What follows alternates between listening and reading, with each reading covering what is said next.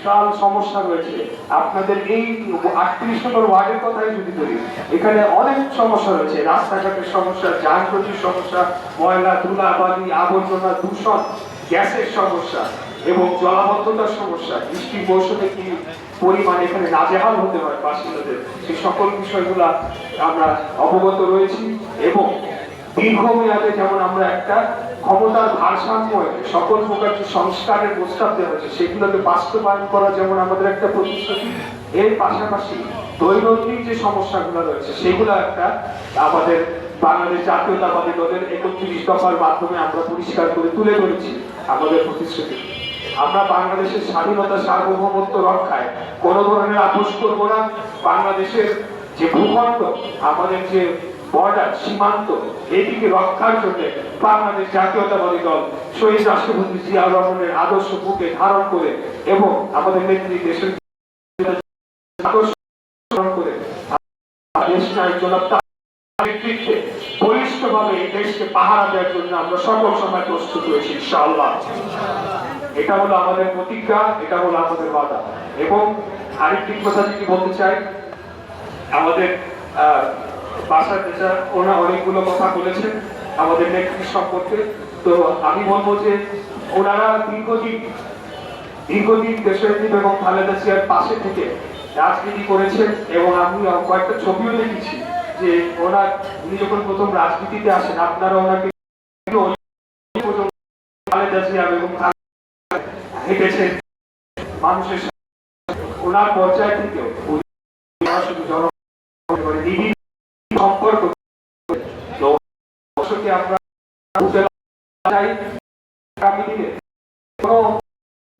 Mayor হওয়ার জন্য আমি রাজনীতিতে আসি নাই।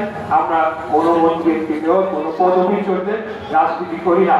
আমাদের দেশ একজন তারেক রহমান, ওনার নেতৃত্ব এবং ওনার পরামর্শ এবং ওনার যে আদর্শ, সেই আদর্শকে আমরা বুকে ধারণ করি।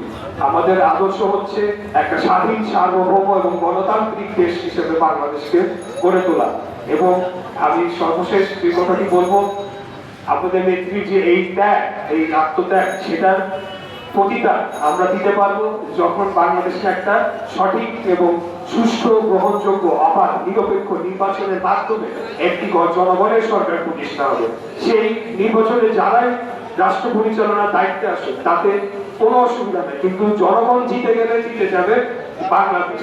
জনগণ জিতে গেলে আমরা আমাদের যে লক্ষ্য, আমাদের যে উদ্দেশ্য, সেই বাংলাদেশকে আগামী 50 বছরে আমরা জীবিত থাকবো না, কিন্তু একটা এমন ভিত্তি রচনা করে দিতে চাই যার মাধ্যমে বাংলাদেশকে এই অঞ্চলে সবচাইতে শক্তিশালী রাষ্ট্র হিসেবে আমরা প্রতিষ্ঠা করতে পারি। বাসার চাচা আরেকটি কথা বলেছেন যে বাংলাদেশকে একটা দাস রাজ্যে পরিণত করে ছিল, শুধুমাত্র ঘোষণাটা বাকি ছিল। আমি বলবো যে বাংলাদেশে একটা রাজ্যে পরিণতের ঘোষণাটা বাকি ছিল, এটা যেমন সত্য, তার চেয়ে যদি একটা রাজ্যের যে নাগরিক তাদের যে অধিকার থাকে বাংলাদেশি হিসেবে আমাদের সেই অধিকারও তো দিত না, দিত না আমাদেরকে দ্বিতীয় শ্রেণীর নাগরিক হিসেবে এবং এই অঞ্চলকে একটা তাদের ব্যবহার করার একটা উদ্দেশ্য হিসেবে ব্যবহার করে দিত। অতএব তার চাইতে ভয়াবহ অবস্থা আমাদের হতো। সেই অবস্থান থেকে বাংলাদেশকে উদ্ধার করার জন্য আমাদের এই লড়াই সংগ্রাম ছিল। এই লড়াই সংগ্রাম আগামীতে চালু থাকবে ইনশাআল্লাহ। যে কোনো মূল্যে আমরা বাংলাদেশের স্বাধীনতা, সার্বভৌমত্ব, আমাদের আঞ্চলিক অখণ্ডতাকে আমরা রক্ষা করার জন্য সর্বদা প্রস্তুত রয়েছি ইনশাআল্লাহ।